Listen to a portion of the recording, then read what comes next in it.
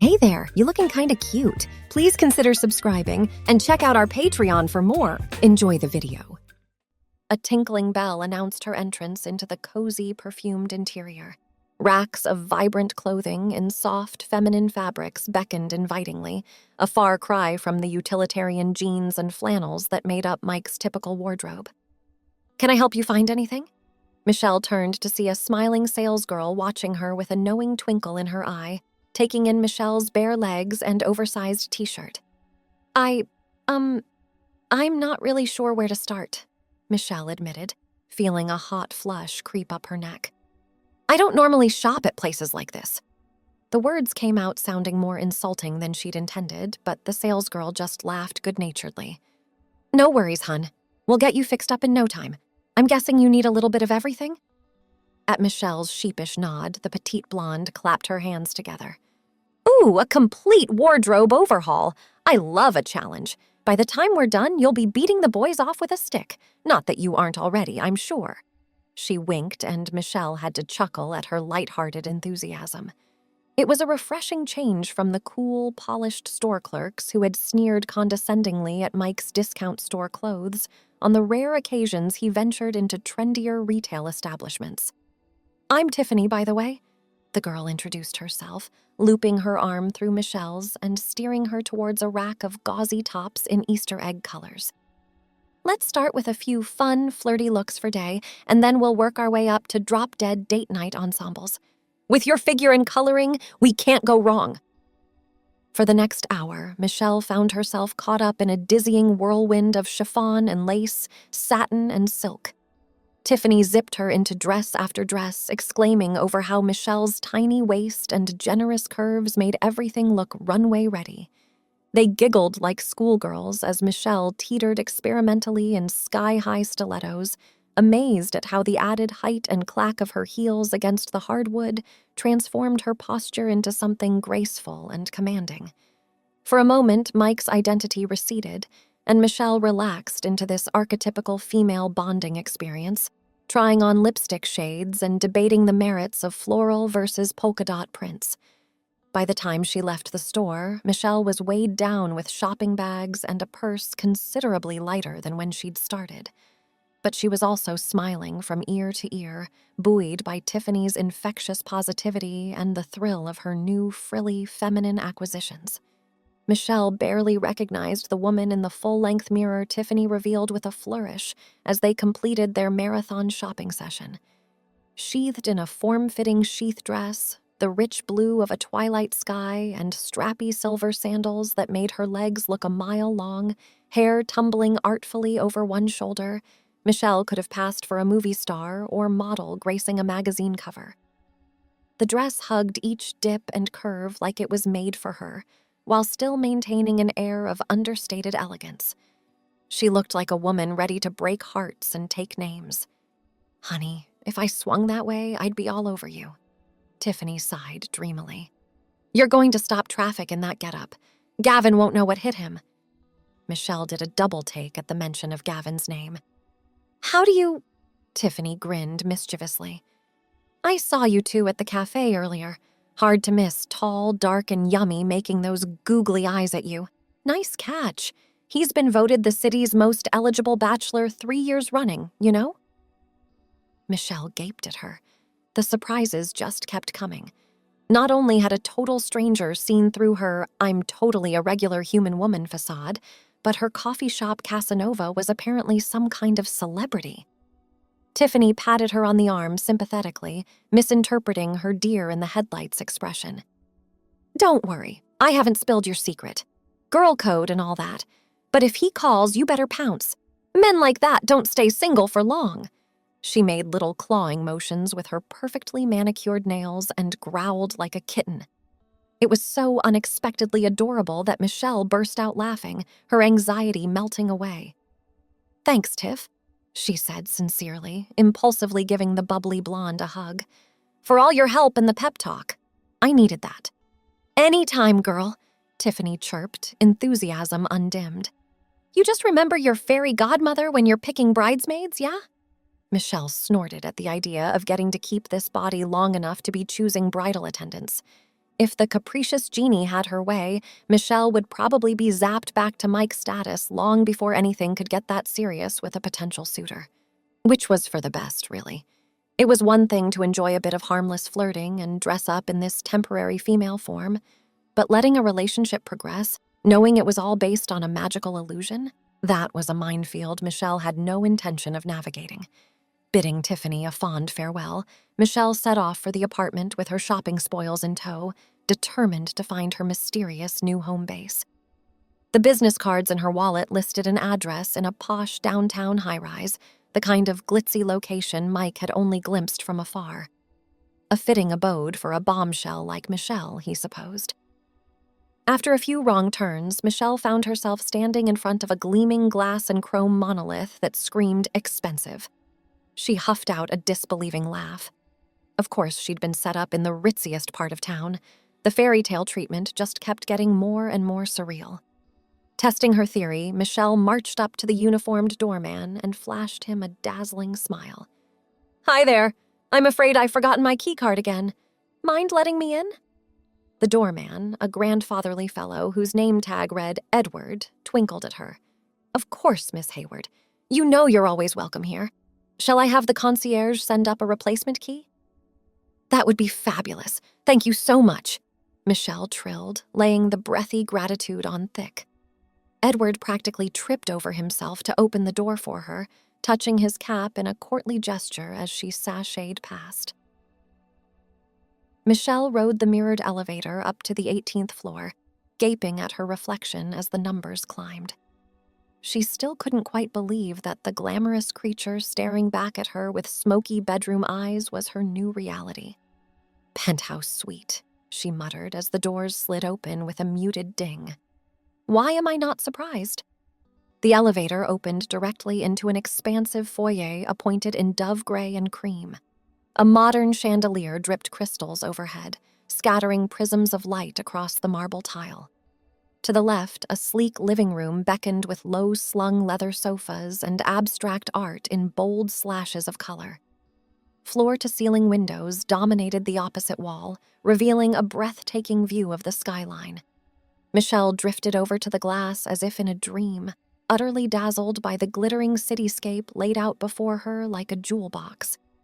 Being Mike, the closest she'd come to a room with a view was peering at the freeway from a cheap motel. This glossy magazine spread come to life was beyond anything she could have imagined. "I could get used to this," Michelle murmured, fingertips pressed to the window.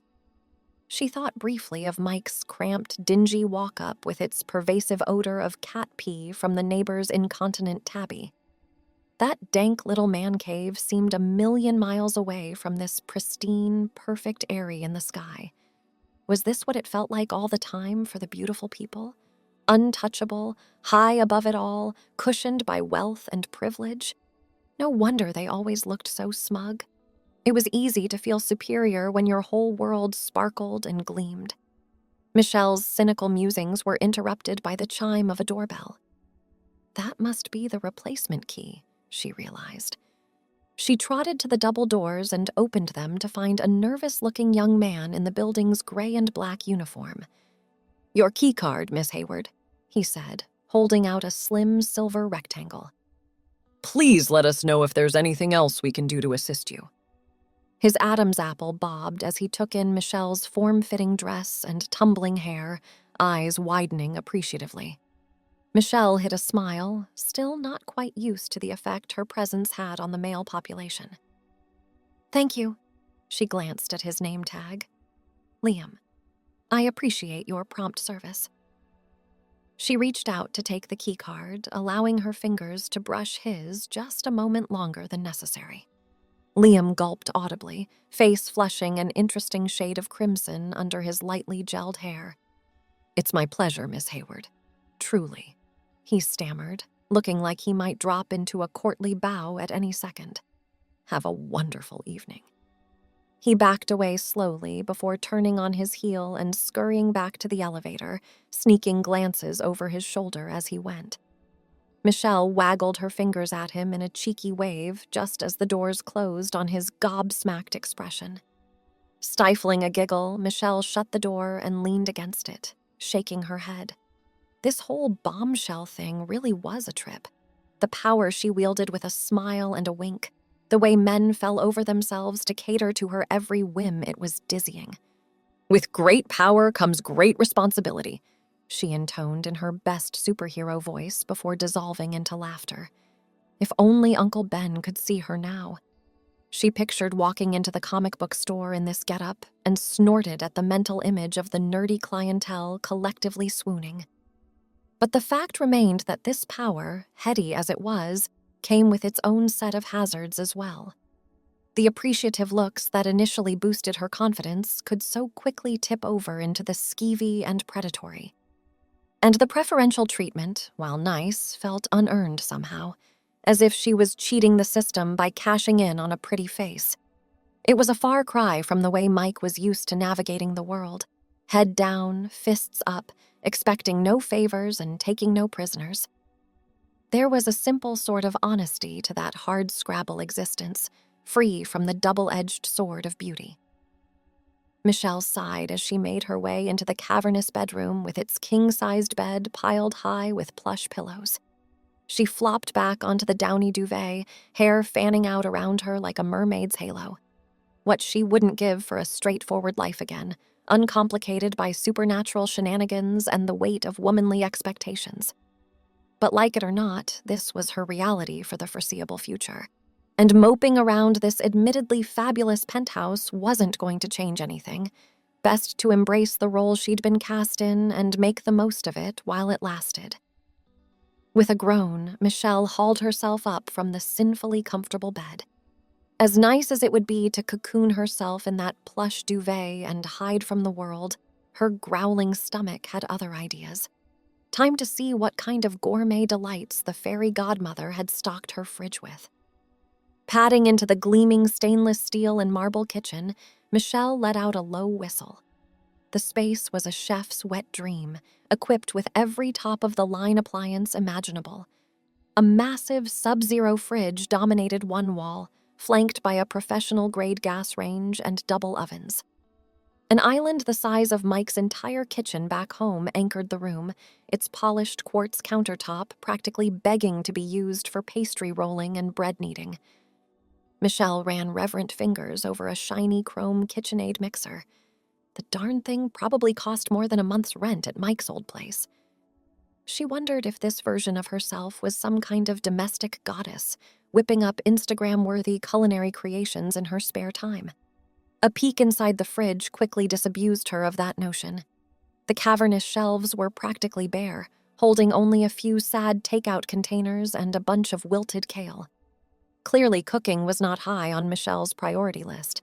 But then, why bother dirtying a pot when five-star restaurants were just a phone call away? As if on cue, a sleek smartphone on the counter buzzed to life, startling Michelle so badly she nearly dropped the Perrier she'd liberated from the fridge. The caller ID flashed "Agent" in bold letters, and Michelle's heart rate kicked up a notch. Agent? As in talent agent? Was this bombshell version of herself some kind of model or actress? With a slightly trembling finger, she swiped to answer. "Hello? Michelle, darling," a raspy female voice trilled. "Thank God I caught you. We have a bit of a situation on our hands." "We do?" Michelle asked weakly, head spinning. She had no idea who this woman was, but her frantic tone set Michelle's teeth on edge. "Yes, you know that little indie film you shot last month? The art house, darling? Well, it just got picked up by Netflix for wide distribution. Sundance is going to be all over it. You're about to become a very big deal, my dear." Michelle felt her knees buckle, and she gripped the edge of the counter for support. Movie? Netflix? Sundance? Just what exactly had her glammed-up alter ego gotten herself into? "That's... wow," she managed, trying to inject some enthusiasm into her voice. "That's amazing!" "Isn't it just?" the agent crowed. "Of course, this means we need to step up our game. I've already booked you for a cover shoot with Vanity Fair next week, and the stylist will be by tomorrow to do a full closet overhaul. We need you red carpet ready, pronto." Michelle's head throbbed as she tried to process the rapid-fire instructions. Vanity Fair shoot? Closet overhaul? Red carpet? It was all too much, too fast. She didn't know the first thing about being a movie star. "Michelle? Are you there?" The agent's voice sharpened with impatience. "I need to know you're on board with this. Your career is about to explode and we can't afford any screw-ups. Can I count on you to bring your A-game?" Yes, of course," Michelle stammered, doing her best to sound confident and in control. "You can count on me 100%. "Fabulous," the agent practically purred. "I knew I could count on you, you glorious creature. Ciao for now." She rang off before Michelle could respond, leaving her gaping at the phone in shocked silence. A movie star. She was some kind of indie film ingenue poised for mainstream success. The fairy godmother certainly hadn't done things by halves. Dazed, Michelle wandered into the living room and collapsed onto a buttery leather sofa, trying to wrap her brain around this new development. Bad enough to wake up in an entirely different body, but to find out that body belonged to a rising starlet, with legions of adoring fans and a take-no-prisoners agent? It was straight out of a cheesy romance novel. Part of Michelle, the part that was still very much Mike, rebelled against this glossy new persona. She was a simple gal. Guy at heart. The idea of red carpets and magazine covers made her palms sweat and her stomach churn. How on earth was she supposed to pull off being a glamorous celebrity? She could barely walk in heels without wobbling, for Pete's sake. But another part of her, the part that had been slowly awakening ever since she first glimpsed her bewitching reflection, felt a dark thrill at the idea. To have the world at her feet, men and women alike clamoring for a piece of her. It was a heady prospect, the ultimate power trip. Michelle shook her head, trying to dislodge the seductive train of thought. She couldn't afford to get sucked into this glittering fantasy world. Sooner or later, the clock would strike midnight and she'd be back to her old life as plain old Mike. Better not to get too attached to this temporary upgrade. With a sigh, Michelle hauled herself off the couch and trudged to the bathroom, figuring she might as well take advantage of the 5-star amenities while she had them. A bit of pampering would help clear her head and maybe even boost her confidence before diving into this daunting new role. But one look at the gleaming marble countertops covered in exotic-looking lotions and potions had her confidence plummeting all over again. It was like staring at the cockpit of a 747. So many dials and levers and no idea how to operate any of them. This was the trouble with being the girl. You sat around waiting to be rescued, and when the prince finally showed up, you had no idea how to act like a real princess. Mike's life experience hadn't prepared her for womanhood as theater, all grease paint and spotlights. Gingerly poking through the gleaming bottles and jars, Michelle identified cleansers and toners and exfoliants in a dizzying array. An entire shelf was dedicated to hair care potions boasting instant gloss and miraculous volume. It was like wandering through the lab of a mad scientist, if that scientist's goal was to create the perfect woman. Finally, she stumbled across a tub of something proclaiming itself a restorative mask. That seemed simple enough. Slap it on, let it sit, wash it off. No complex directions or daunting equipment. Feeling absurdly proud of herself, Michelle unscrewed the lid and scooped out a generous glob of the pale green goop. Casting a quick prayer to the beauty gods, she slathered it over her face with more enthusiasm than precision. The thick cream tingled oddly, and Michelle eyed herself in the mirror doubtfully. She looked like a creature from a 50s horror flick. Was this stuff supposed to itch? And was it normal for it to start hardening so quickly? Michelle poked experimentally at her cheek and winced. There were ladies at the Louvre who felt more pliable. She tried to smile reassuringly at her reflection, but her face refused to comply, frozen in a rictus of mild alarm. As the minutes ticked by and the mask tightened to an excruciating degree, Michelle began to panic. She could feel her heartbeat pounding in her ears, each thud reverberating through her skull like a gong. Clumps of her hair stuck to the gluey mask like some kind of errant toupee. She felt like Hannibal Lecter in his human skin suit, only far less comfortable. Just as her vision began to swim from lack of oxygen, could a facial treatment be asphyxiating? A loud knock sounded at the front door. Michelle froze, eyes wide. Her agent, the stylist, Anne Hathaway, and the cast of Ocean's 8. She was in no state for company, and certainly in no state to be assessed by a fashion professional.